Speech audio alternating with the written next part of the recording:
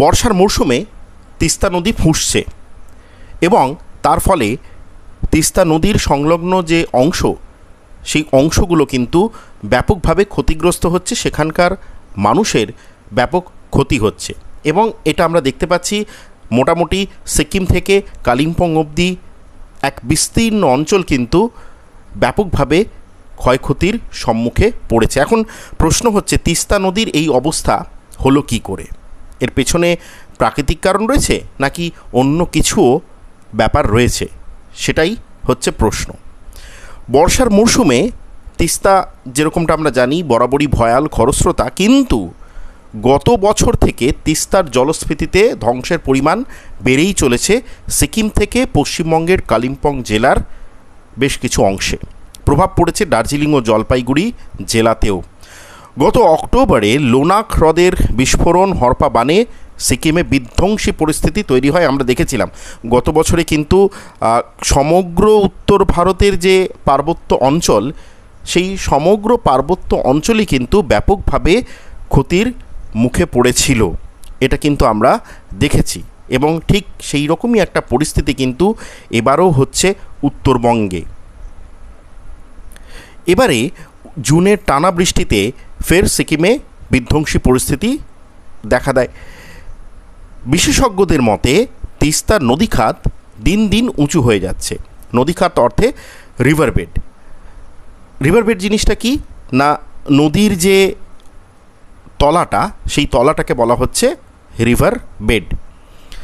এখন একটা যদি আপনি ছবি ভাবেন যে একটা গামলায় আপনি জল রাখছেন, এবারে গামলার যে নিচের অংশটা, তলার অংশটা, সেটা হচ্ছে রিভার বেড বলা হচ্ছে। এবারে দুদিকটা রয়েছে আপনার উঁচু জায়গা, ঢালু জায়গা, যেটা স্লোপ বলা হচ্ছে, ঢাল।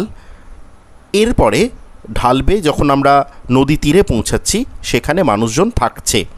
এখন এবারে এই যে গামলাটার তলায় যদি আমি নুড়ি পাথর, মাটি ইত্যাদি দিয়ে যদি ভরাট করে দিই, তাহলে কিন্তু গামলার আগের যে জলধারণ ক্ষমতা যেটা ছিল, একদম পুরোপুরি খালি অবস্থাতে যতটা জল ধরে রাখতে পারতো, ধরে নিন সেখানে 500 ml জল ধরতো, সেটাই কিন্তু কমে গিয়ে এখন হয়তো 200, 250, 300 এরকমে দাঁড়াচ্ছে মাটি ভরাট করে দেওয়ার পর। তাহলে কি হচ্ছে ব্যাপারটা না, আগে যেখানে 500 ml জল ধরতো, এখন সেখানে 250 ml বা 200 ml জল কিন্তু কম ধরছে। তাহলে এই অতিরিক্ত জলটা কি হচ্ছে? অতিরিক্ত জলটা নদী তীরে চলে যাচ্ছে, তার ফলে সেখানে কিন্তু একটা বন্যা পরিস্থিতি তৈরি হচ্ছে। আমরা যারা ভূগোল পড়েছি তারা কিন্তু এই বিষয়টা খুব সহজেই বুঝতে পারবো। এখন তার ফলে কী হচ্ছে, রাস্তা, সেতু, জঙ্গল, পাহাড় সমস্ত কিছু কিন্তু ওই নদীগর্ভে চলে যাচ্ছে। উত্তরবঙ্গ বিশ্ববিদ্যালয়ের ভূগোলের বিভাগের প্রধান দীপক মণ্ডল তিনি বলছেন যে সব নদীর একটা বিপজ্জনক এলাকা থাকে। নদীর যে তীর বা ধার, সেখানে কিন্তু পুরোটাই যে একেবারে অনুকূল পরিস্থিতি হলেও যে সবসময় যে খুব একটা নিরাপদ তা কিন্তু নয়। বেশ কিছু জায়গা আছে যেখানে কিন্তু বিপদের সম্ভাবনা থাকতেই পারে, অর্থাৎ যদি হঠাৎ করে বেশি বৃষ্টি হয়, সেই জায়গাগুলো কিন্তু জলপ্লাবিত হতেই পারে। তিস্তার সেই জায়গাগুলো কি হচ্ছে না, ক্রমেই দখল হয়ে জনবসতি তৈরি হচ্ছে। অর্থাৎ আমরা কি দেখতে পাচ্ছি, যেখানে বিপজ্জনক জায়গা, সেই জায়গাগুলোতে মানুষজন কিন্তু বসতি গড়ছে। এর ফলে কি হচ্ছে না, যদি সেই জায়গাগুলো খালি থাকতো, তাহলে কিন্তু মানুষজন অন্তত ক্ষতিগ্রস্ত হতো না। হ্যাঁ, সেখানকার বন জঙ্গল এগুলো হয়তো ক্ষতিগ্রস্ত হতো, কিন্তু টাকা পয়সা বা মানুষজনের কোনো ক্ষতি, ঘরবাড়ি ভেঙে যেত না, ইত্যাদি ক্ষয়ক্ষতিগুলো হতো না। কিন্তু এখানে যেহেতু বিপজ্জনক জায়গাগুলোতে মানুষজন জনবসতি গড়ে তুলছে, তার ফলে কিন্তু সেই জায়গাগুলোও ক্ষতিগ্রস্ত হচ্ছে। পাহাড় থেকে সমতল তিস্তা খাতের একাংশ দখল হয়ে যাচ্ছে, ফলে নদীর জল বাড়লেই ক্ষয়ক্ষতি বাড়ছে। সিকিম কেন্দ্রীয় বিশ্ববিদ্যালয়ের ভূগোল বিভাগের প্রধান সোহেল ফিরদৌস তিনিও বলেছেন, রংপুর একটি এলাকায় গত বছর তিস্তার জলে ক্ষয়ক্ষতি হয়েছে। তা আসলে নদী খাতের অংশ, সেখানে জনবসতি বেড়েছে, একই ব্যাপার। অবৈধ নির্মাণ হয়েছে, এবারে বিপর্যয়ের শঙ্কা হচ্ছে। প্রশাসনিক সূত্রের খবর, তিস্তার সংরক্ষিত এলাকা নদী খাত থেকে শুরু করে দুপারের একাধিক কর্মকাণ্ড এলাকাকে স্পর্শকাতর করে তুলেছে, অর্থাৎ সেন্সিটিভ করে তুলেছে। নদী তীরের কাজকর্ম কিন্তু ধীরে ধীরে ওই জায়গার যে মানুষজন, ওই জায়গার যে পরিবেশ অর্থে সামাজিক যে পরিবেশ, বাড়ি ঘর, এই যে জিনিসগুলো তৈরি হচ্ছে সেগুলোকে কিন্তু বিপদের সম্মুখীন হতে হচ্ছে বা বিপদের সম্মুখীন হতে পারে, বিপজ্জনক অবস্থায় রয়েছে। তিস্তাকে পাশে রেখে জাতীয় সড়কে সারা বছর পাহাড় কাটার কাজ চলছে। পশ্চিমবঙ্গ থেকে সিকিম অবধি 47টি জলবিদ্যুৎ প্রকল্প তৈরি হয়েছে। সিকিমে 170 এবং পশ্চিমবঙ্গে 123 কিলোমিটার তিস্তা প্রবাহিত হয়েছে। সেখানে একের পর এক বিদ্যুৎ প্রকল্প, নদীর গতিপথ পরিবর্তন, জলাধারের জল আটকের জেরে নদীর স্বাভাবিক ছন্দ নষ্ট হয়েছে বলে অভিযোগ রয়েছে। সেবক রংপুর রেল প্রকল্পে 14টি বিরাট সুড়ঙ্গ তৈরি হয়েছে। অভিযোগ, সেখানে ডিনামাইট দিয়ে পাহাড়ে সুড়ঙ্গ করায় এলাকা ভঙ্গুর হয়েছে, তাতেও প্রভাব পড়েছে তিস্তায়। এখন এই যে এত কর্মকাণ্ড চলছে, এত যে প্রজেক্টস চলছে, সেগুলোর জন্য কিন্তু পার্বত্য অঞ্চলে, পাহাড়ি অঞ্চলে কিন্তু ব্যাপকভাবে ক্ষতির সম্ভাবনার একটা পরিস্থিতি তৈরি হচ্ছে বা হয়েছে। হিমালয় যে পার্বত্য অঞ্চল, সেই পার্বত্য অঞ্চল কিন্তু হচ্ছে নবীন একটা পার্বত্য অঞ্চল, এবং এই নবীন পার্বত্য অঞ্চল হওয়াতে সেখানকার কিন্তু স্বাভাবিকভাবেই সেটা কিন্তু খুব একটা স্থির নয়। সেখানে কিন্তু ক্রমাগত কর্মকাণ্ড চলছে, যেটা প্রাকৃতিক কর্মকাণ্ড। তারপরে সংযোজিত হয়েছে মানুষের এই সমস্ত কার্যকলাপ। তার ফলে কি হচ্ছে, প্রকৃতির ওপর দ্বিগুণ কিন্তু একটা চাপ পড়ছে এবং সে সেই মতোই কিন্তু নিজের রং দেখাচ্ছে। বিশ্ববিদ্যালয়ের বিশেষজ্ঞরা জানাচ্ছেন যে একদিনে এই পরিস্থিতি তৈরি হয়নি। জলবিদ্যুৎ প্রকল্পে ব্যারাজের আগে জল ধরে রাখা হচ্ছে, সেখানে পলি জমে ক্রমেই তিস্তার খাতের গভীরতা কমছে, সেই পলি কার্যত পরিষ্কারই হয় না। গত বছর অক্টোবরে লোনাক হ্রদের জলোচ্ছ্বাসের বিপর্যয়ে বিপুল পলি ও অন্যান্য সামগ্রী তিস্তার খাতে জমা হয়েছে। পাহাড় থেকে সমতল বিভিন্ন ক্ষেত্রেই তা জমেছে। নদীখাত উঁচু হয়ে উঠে আসায় নদীর জলধারণ ক্ষমতা আরও কমেছে।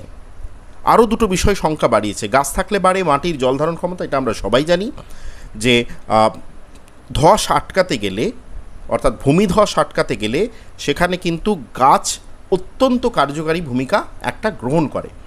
কিন্তু এই যে জনবসতি তৈরি হচ্ছে, তারপর আমাদের, অর্থাৎ আমরা যারা শহরাঞ্চলে থাকি, সমতলে থাকি, তাদের নিত্য নতুন তথাকথিত অফবিট কিছু লোকেশান লাগে ঘুরতে। এখন তো আবার ইনস্টাগ্রামের যুগ, সোশ্যাল মিডিয়ার যুগ, নিত্য নতুন আমাদের জায়গা দরকার, অফবিট জায়গা দরকার। সেই অফবিট জায়গাগুলোতে গিয়ে আমরা কি করছি, সেইখানকার যে পরিবেশ, সেই পরিবেশকে ধ্বংস করছি, এবং আমরা যে অফবিট জায়গাতে যাব, সেই অফবিট জায়গাতে থাকার জন্য আমরা নানা রকম আধুনিক তথাকথিত শহুরে সুবিধা কিন্তু দাবি করছি।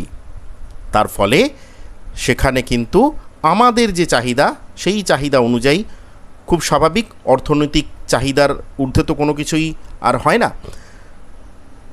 সেই জন্য সেখানে নানা রকম রিসর্ট থেকে শুরু করে রিয়েল এস্টেট যে সমস্ত ব্যবসা, সেই ব্যবসা কিন্তু হচ্ছে।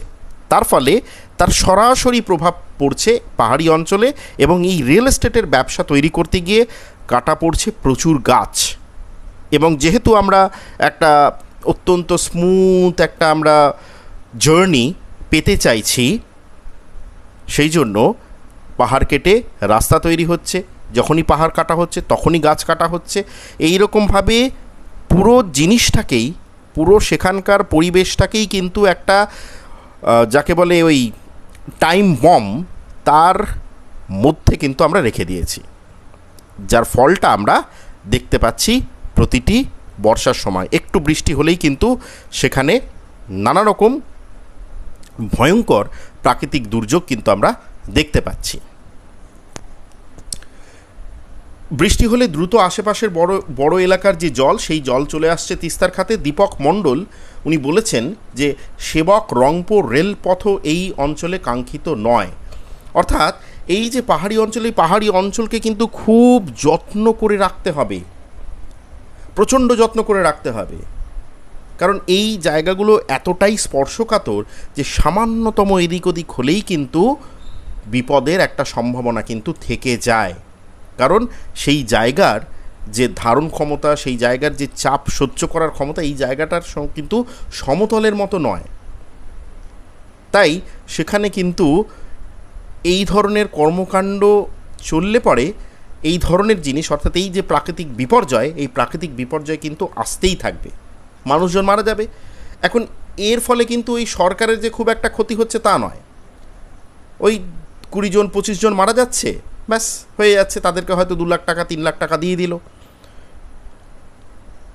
এবং তারা কিন্তু, প্রশাসন কিন্তু দিব্যি ওই যে সড়কপথ রেলপথ তৈরি করলো, সেখান থেকে কিন্তু রাজস্ব থেকে শুরু করে সমস্ত কিছু উপার্জন করতে কিন্তু শুরু করছে। তার ফলে কিন্তু সরকার লাভে আছে, ক্ষতি হচ্ছে সাধারণ মানুষের। যার পরিবারের একজন মারা গেল, যার বাড়ির ছাদটাই চলে গেল, যার বাড়িটাই চলে গেল হয়তো নদীর তলাতে, সেই লোকটার কিন্তু ক্ষতি হচ্ছে, তার কিন্তু ক্ষতিপূরণ করার জন্য কেউ এগিয়ে আসছে না। এই যে প্রকল্পের নির্মাণ কাজের জন্য প্রচুর সামগ্রী, এই সামগ্রীগুলোও কিন্তু সব নদী খাতে পড়ছে। তার ফলে এই যে নদী খাত, সেই নদী খাত কিন্তু ওই গভীরতা, সেই গভীরতা কমছে। পরিবেশবিদ সুভাষ দত্ত বলছেন যে আসলে আমরাই তিস্তার ওপরে গিয়ে পড়েছি, অবৈধ নির্মাণ যথেচ্ছ জলাধার দিয়ে তিস্তাকে বাঁধতে চাইছি, সেই বাঁধন ছিঁড়ে তিস্তা বের হবে। এখন সাবধান না হলে কিন্তু পরে কিন্তু বিপুল ক্ষতি হবে। প্রকৃতিকে কিন্তু আটকে রাখা যায় না, প্রকৃতি সে সব বাঁধনকে ছিঁড়ে ফেলবে নিজের মতো করে। আমাদের কাজ হচ্ছে প্রকৃতিকে যত্ন করে রাখা, যাতে কোনোভাবেই প্রকৃতি এইরকম একটা পরিস্থিতি তৈরি না করে দেয় যার ফলে আমাদের অস্তিত্বই কিন্তু বিপন্ন হয়ে যাবে। কিন্তু কে শোনে কার কথা? আমাদেরও নিত্য চাহিদা বাড়ছে, আমরা যারা শহরে থাকছি, আমরা যারা সমতলে থাকছি, নিত্য চাহিদা বাড়ছে, আমরা প্রচণ্ড পরিবেশপ্রেমী, তাই আমাদের চারপাশের যে পরিবেশ রয়েছে, অর্থাৎ আমাদের বাড়ির চারপাশে যে পরিবেশ রয়েছে, সেই পরিবেশকে ধ্বংস করছি। পুকুর বুজিয়ে ফ্ল্যাট তৈরি হচ্ছে, সেখানে গাছ কেটে দেওয়া হচ্ছে, যথেচ্ছ জোরে মাইক চালাচ্ছি, গাড়ি প্রচণ্ড হর্ন দিয়ে গাড়ি চালাচ্ছি, যাবতীয় সুখ সুবিধা আমার চাই, এবং যাবতীয় সুবিধা যখনই আমি চাইছি তখনই কিন্তু আমরা আখেরে পরিবেশের ক্ষতি করছি।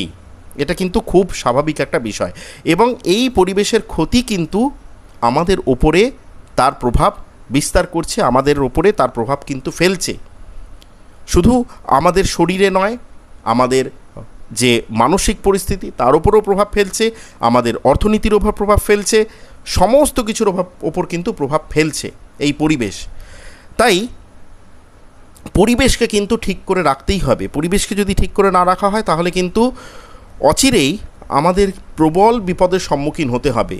এমনও হতে পারে যে আমরা আমাদের পানীয় জলটুকু হয়তো পাবো না আগামী আর 4-5 বছর পরে গিয়ে।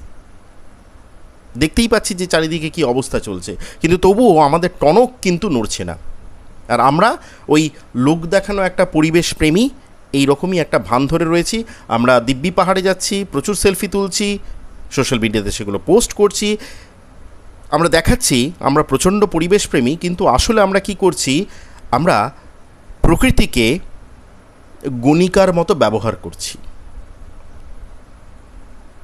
অত্যন্ত খারাপ লাগছে শুনতে, কিন্তু দিনের শেষে সেটাই হচ্ছে ব্যাপার, যে আমরা পরিবেশকে গণিকার মতো ব্যবহার করছি, এবং পরিবেশের মতো একটা অত্যন্ত প্রয়োজনীয় জিনিস। কারণ আমাদের বাঁচতে গেলে লাগে অক্সিজেন, খাবার জন্য দরকার জল, বেঁচে থাকার জন্য জল দরকার, এই সবগুলোই আসছে পরিবেশ থেকে। অথচ পরিবেশ সম্পর্কে ন্যূনতম কোনো চিন্তা ভাবনা কিছুই নেই। এই যে আমরা লোকসভা নির্বাচন হতে দেখলাম, কটা রাজনৈতিক দল পরিবেশ সম্পর্কে বিন্দুমাত্র উদ্বেগ প্রকাশ করেছেন? কটা রাজনৈতিক দল, কটা বিরোধী রাজনৈতিক দল কেন্দ্রীয় সরকারের বিভিন্ন যে পরিবেশ ধ্বংসকারী প্রকল্প চলছে তার বিরুদ্ধে কথা বলেছেন? শুনতে পাওয়া গেছে? পাওয়া যায়নি। কারণ রাজনৈতিক নেতাদের কাছে সাধারণ মানুষের জীবনের কোনো দাম নেই। তাই তারা পরিবেশ নিয়েও কিন্তু খুব একটা চিন্তিত নন। কোনো রকমে তাদের ভোট, বিভিন্ন পদ্ধতি আছে, ধর্ম, একবার ওই ধর্মের যদি সুর চড়িয়ে দেওয়া যায় ব্যাস, তাহলেই তো মোটামুটি ভোট বৈতরণী পার করে ফেলা যায়।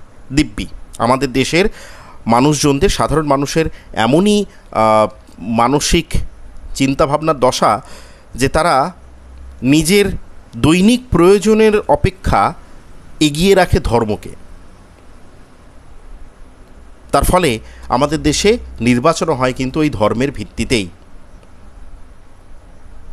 যার ফলে প্রতিদিনের প্রয়োজনীয় যে বিষয়গুলো নিয়ে কথা বলা উচিত, যে বিষয়গুলো নিয়ে নির্বাচন হওয়া উচিত, সেগুলোর কিন্তু কখনোই কোনোভাবেই একটা মূল নির্বাচনী ইস্যু হয়ে দাঁড়ায় না, যার ফল আমরা দেখতে পাচ্ছি এখন। এবছর আমরা দেখলাম কীরকমভাবে গরমের মধ্যে আমাদের নাজেহাল হতে হলো, এবং এখন আমরা হয়ে চলেছি সেই দশাটার মধ্যে দিয়েই কিন্তু আমরা যাচ্ছি, সেই ফেজটার মধ্যে দিয়ে আমরা কিন্তু এখনও যাচ্ছি। কিন্তু তবুও আমাদের টনক কিন্তু নড়ছে না। এর চেয়ে আশ্চর্যের বিষয় আর কীই বা হতে পারে। যাই হোক, আপনারা ভিডিওটা শেয়ার করবেন, দেখবেন। ধন্যবাদ।